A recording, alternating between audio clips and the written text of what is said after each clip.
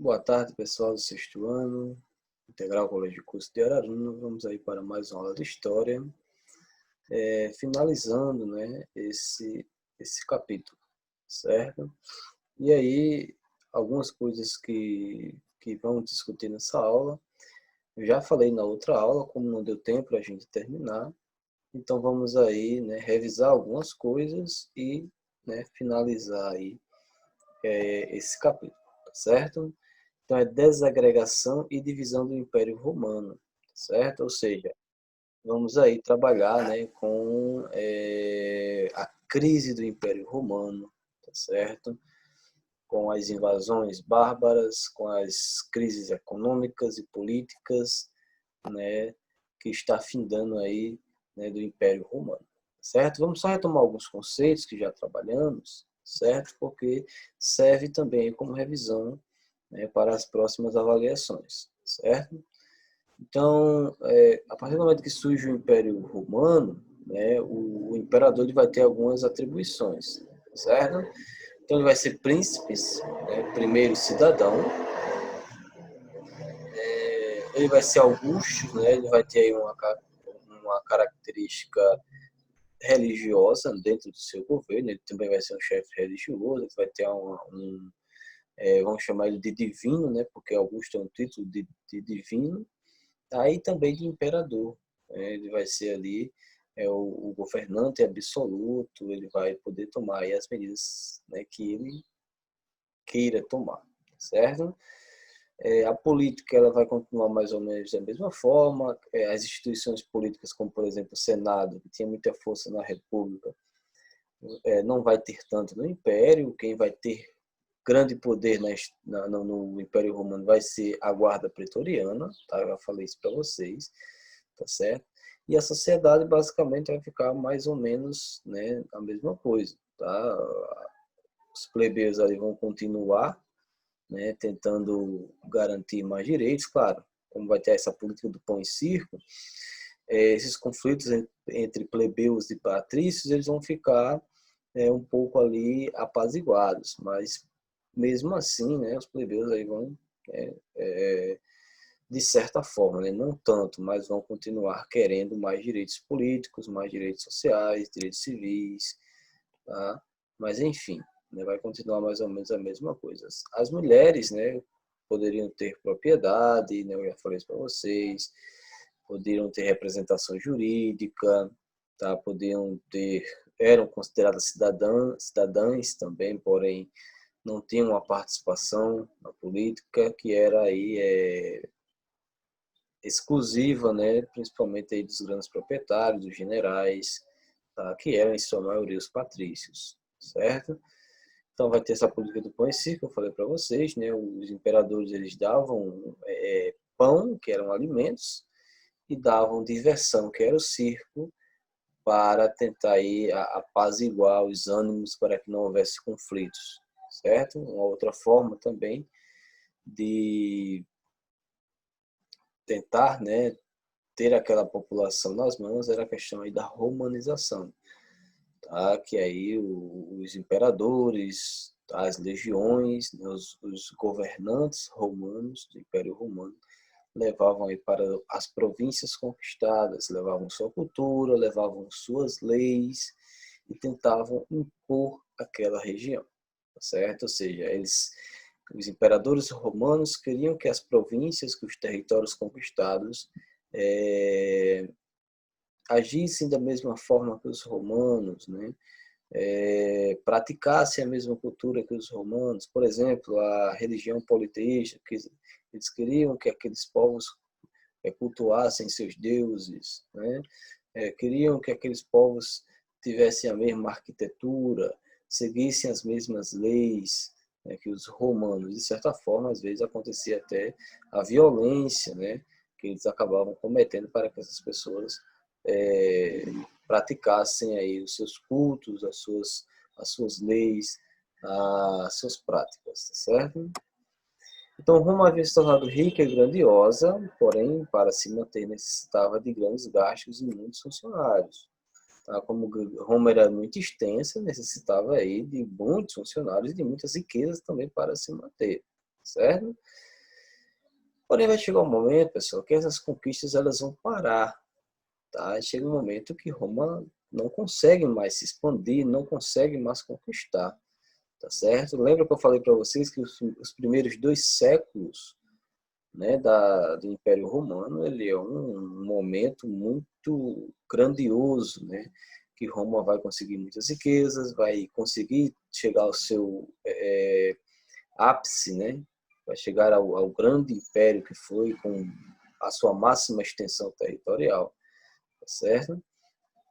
Só que ele vai acabar entrando em outros conflitos, vai ter uma crise aí na questão dos militares, vai ter a questão do surgimento do cristianismo, vai ter a questão aí do surgimento das invasões bárbaras, que são os germânicos, tá? Bárbaros foi um conceito colocado aí pelos gregos antes dos romanos e depois foram utilizados aí pelos romanos. Certo? Então vai ter muitas coisas aí que vai propiciar, que vai favorecer para que o Império Romano ele entre em crise, tá certo? E uma delas, claro que eu já falei para vocês, vai ser o cristianismo, certo? Além das crises imperiais, das revoltas, tá? Até chegar lá ao fim do Império Romano do Ocidente, certo?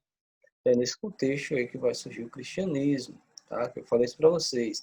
A partir do momento do nascimento de Cristo, começa-se a contar o ano 1, tá? Hoje a gente aí vive no ano de 2020 da era cristã, ou seja, do nascimento de Jesus Cristo, certo? Então Jesus vai nascer, Jesus que eu falo cristianismo, né? Vai nascer na província romana, chamada de Judéia. Ela foi propagada por Jesus Cristo, e depois por seus seguidores, né? Vocês lembram aí dos apóstolos, dos discípulos que vão propagar aí essa religião cristã, os ensinamentos de Cristo, os dogmas mais à frente e tudo mais. Ao mesmo tempo que o cristianismo crescia, as perseguições aumentavam. Então, eles eram muito perseguidos mesmo, inclusive até pelos imperadores romanos, que eram de religião politeísta. O que é religião politeísta? Que eles acreditavam em vários deuses, certo? E aí alguns princípios, né, do cristianismo, né? Ele era monoteísta, ou seja, acreditavam num único Deus, tá? Diferente, né, da religião politeísta, que é vários deuses. Cristianismo, monoteísmo, apenas um Deus. Então ele vai separar o mundo terreno e o espiritual, tá? Ou seja, para o cristianismo vai ter 2 mundos, né? Inclusive dentro dos preceitos cristãos, a gente está aqui só de passagem, tá certo? Então a gente está na Terra, né? O mundo terreno, terra, e o mundo espiritual, né? O paraíso, né? Digamos assim, tá certo? Uma coisa que é interessante dizer para vocês é que o cristianismo não reconhecia a divindade do imperador. Vocês lembram do título de Augustus, divino? Então, o cristianismo não achava que era assim. O cristianismo achava que o imperador era uma pessoa como qualquer outra. Ele não era nenhuma divindade, ele não era nenhum deus, ele não era nenhum descendente de Deus, não tinha nada a ver. Então, ele não reconhecia. Por isso, claro, né? Os cristãos eles vão ser muito perseguidos, principalmente pelo amando do imperador, certo? Porque acreditavam que aquele imperador ele não tinha nada de divino, nada mesmo. E vai ter aí a fraternidade, né? A solidariedade, a paz, né? Que as pessoas fossem mais humildes, tá? Que as pessoas ajudassem um ao outro, tá certo? Então tinha tudo isso aí nos princípios do cristianismo, tá certo? E claro, a partir do cristianismo, né, claro, vai ter muitas revoltas, né, da população, como por exemplo a revolta dos Bagaudas, né, lá na Península Ibérica, tá certo? Que vai ser curtida por alguns generais. Então vai ter muitas revoltas, vai ter muita crise econômica, vai ter muita crise política. Eu falei para vocês, né, eu acho que alguém comentou na aula que eu também já tinha falado, que o Império Romano ele é um império de sangue, realmente, é um império que a todo momento, né, as crises políticas, as brigas políticas estavam envoltas ali, né, estavam envolvidas em um assassinato. Então, a todo momento, alguém estava, né, assassinando um imperador para apoiar um outro governante, um outro imperador. A todo momento estava tendo conflito, a todo momento estava tendo guerras, certo? Então, realmente, o Império Romano ele é banhado aí de muito sangue, certo? E isso, né, vai gerar aí uma crise econômica, política, social muito forte, tá? Porque vai diminuir o número de mercadorias. Se diminuir o número de mercadorias, os preços eles vão aumentar, certo? Muitas rebeliões vão acontecer, claro, devido à fome. O Império Romano cada vez mais aumentava os impostos, tá certo? E essa crise econômica vai gerar uma crise política muito grande, tá certo? É aquilo que eu falei para vocês.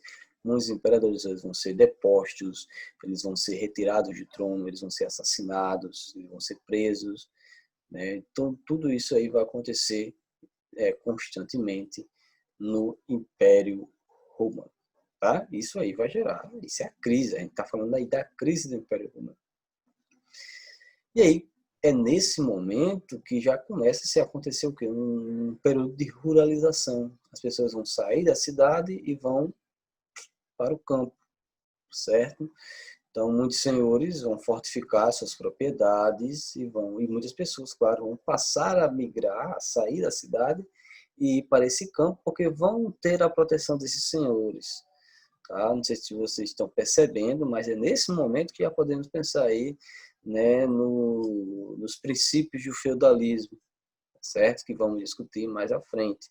Então já começa a acontecer esse princípio, já começa a acontecer aí, já começa a ter essas primeiras características. Não é ainda feudalismo, tá bom? Mas já podemos dar indícios que o feudalismo vai passar a acontecer, certo? E é nesse momento, né, que vamos ter a divisão do império e claro, o cristianismo ele vai participar desse momento também, porque, né, vai ter muitas brigas religiosas. Por exemplo, em 284 a 305, o imperador Diocleciano ele vai estabelecer a tetrarquia. O que seria tetrarquia? Vai ter 4 regiões, tá certo? 4 regiões no qual vai ter 4 imperadores. Tá certo? 4 imperadores. Então, por exemplo, Diocleciano e Maximiniano seriam os 2 Augustos e vai ter mais 2 Césares, né? Que eram imperadores também, mas não tinham o mesmo poder. Inclusive, cada um desses, né? Um era casado com a filha de Diocleciano, o outro era casado com a filha de Maximiniano. Então, era na realidade aí, estava em família, né? Então, o Império Romano ele vai ser dividido aí na família de tanto Diocleciano como também do Maximiliano. No caso, vai ser 4 imperadores, tá? Cada um vai governar aquela região. Era uma forma de evitar as invasões bárbaras, era uma forma de aquele governante estar mais perto de algum problema e poderia resolver esse problema mais rapidamente, tá certo? Era uma forma de manter o império, de certa forma, unido, porque se divide os poderes e na divisão desses poderes eles achavam que a manutenção desse Império Romano poderia se tornar mais tranquila. Claro que isso não vai durar muito tempo, certo? Vai durar muito pouco tempo mesmo. No ano de 301, tá? O mesmo Diocleciano, ele vai, por exemplo, editar uma lei, um decreto, que é o Edito Máximo, né? Tentando evitar essas crises. Ele vai decretar um valor máximo para salários e para... Isso aí tem na página 51 do livro didático, tá? É só vocês lerem aí os últimos 3 parágrafos, que vai estar lá, Edito Máximo, tudo que eu estou falando aqui, tá? Aliás, toda essa página. Você vai lá, você lê, tranquilo, compara com a aula e você consegue identificar cada um desses, né, decretos aí dos imperadores, dos acontecimentos e dos fatos, tá bom? Vamos deixar eu criar coragem, vamos ler o livro, certo? Então, o Edito Máximo era isso, era o preço máximo, não poderia passar daquilo. Se era tantos denários, né? Então, aquele valor daquele produto não pode passar daquele denário. Pode ser menor, mas não pode passar, né, daquele valor. Tanto isso como os produtos, né, o valor dos produtos, como também os valores dos salários, que vai ser só aquele tanto, tá bom? Então aí já começa assim, né, uma abertura, certo? O Constantino, já em 312, 337, que também já estava mais ou menos aí vivendo uma diarquia com um outro governante, né, porque vai ter a tetrarquia, depois vai ter a diarquia no Império Romano, que no caso vai ser a divisão dos dois, vai ser Império Romano do Ocidente e Império Romano do Oriente, tá? E depois vai ter a divisão final, que vai ser com o Teodósio, se não me engano, mas vamos ver já. Então, o Constantino vai estabelecer o Edito de Milão em 313, tá bom? Que vai dar liberdade de culto ao território romano, que vai favorecer cristãos e não cristãos. Então, ele vai tornar, ou seja, o Império Romano, não sei se vocês lembram, mas eu falei para vocês que a religião era uma religião politeísta, que era a religião oficial do Império Romano, certo? Então, quando é em 313, o Constantino vai dizer, não, agora o Império Romano não vai ter mais religião oficial, nem vai ser as religiões pagãs, as politeístas, nem o cristianismo. Então, né, essa liberdade de culto. Anos antes, aí vocês podem notar, por exemplo, vai ter o Edito de Tolerância, tá certo? Esse Edito de Tolerância vai parar com as perseguições aos cristãos. Bom, então vocês podem notar isso também. Edito de Tolerância parou as perseguições aos cristãos. Edito de Milão vai estabelecer a liberdade de culto no Império Romano, tá? E com o Teodósio, em 378 e 395, ele vai decretar o Edito de Tessalônica, que vai tornar o cristianismo a religião oficial do Império. Tá? Além disso, ele vai proibir os cultos pagãos e determinou que, após sua morte, o Império Romano seria dividido em dois, que no caso aí vai ser entre o Honório e o Acádio, tá certo? Mas a gente vai falar já já sobre isso. E aí, claro, né, mais uma dos exemplos, né, ou das características aí que vão favorecer a crise desse Império Romano vai ser as invasões bárbaras, tá? Bárbaras, né, porque aí os gregos eram que chamavam toda aquela pessoa que não fosse civilizada, toda aquela pessoa que não fosse o heleno, que não cultuasse a cultura grega, e chamavam de bárbaros. Quase da mesma forma, os romanos vão pegar esse conceito de bárbaro e vão trazer para eles, e todos aqueles que não cultuarem ou que não praticarem a cultura romana vão ser considerados bárbaros, tá? Porque eles não professam aquela cultura romana, tá bom? Então, bárbaro, segundo a visão romana, são aquelas pessoas que não cultuam a cultura romana, tá certo? Então, entendam bem, bárbaro, para os romanos, são as pessoas que não cultuam, que não praticam a cultura romana, certo? Então, as invasões bárbaras vão começar a acontecer entre o século III e o século V, tá? Essas invasões vão ser aí mais um motivo para a crise do Império Romano, tá? Que vão acompanhar, claro, de uma crise política, de uma crise econômica, que eu já falei para vocês, e também de uma crise religiosa, que eu também já falei para vocês, tá certo? O termo, né, bárbaro surgiu com os gregos, já falei para vocês, que significa o não civilizado, segundo a visão grega e segundo a visão romana, e o estrangeiro, ou seja, o sem cultura, segundo eles, certo? Esses povos também eram chamados aí de germânicos, porque viviam aí na Germania, né, onde hoje é a atual Alemanha, ou grande parte do território alemão, tá bom? Uma coisa que eu quero falar para vocês é que esses povos, eles já viviam, né, nas fronteiras do Império, né, do Império Romano. Eles tinham muitos contatos com os povos, né? Eles faziam trocas comerciais, por exemplo, tá certo? E chega um momento ali que eles vão participar até do exército romano. Lembram que o exército romano ele para de se expandir, né? Ele para de fazer conquistas, de conseguir mais riquezas, então ele acabam contratando porque se tornava mais barato contratar esses germânicos. Tá? Então, muitas das vezes, eles eram grandes guerreiros, tá? Grandes guerreiros mesmo. Então, eles acabavam sendo contratados, eles já tinham um conhecimento do território e depois eles vão entrar nesse território, eles vão pilhar esses territórios, tá bom? Então, algumas características aí dos germânicos, eles não eram sem cultura não, tá? Eles eram bem desenvolvidos, né? Claro, eles eram nômades e seminômades, eles não paravam em um canto, eles sempre estavam se locomovendo de um canto e iam para outro, tá certo?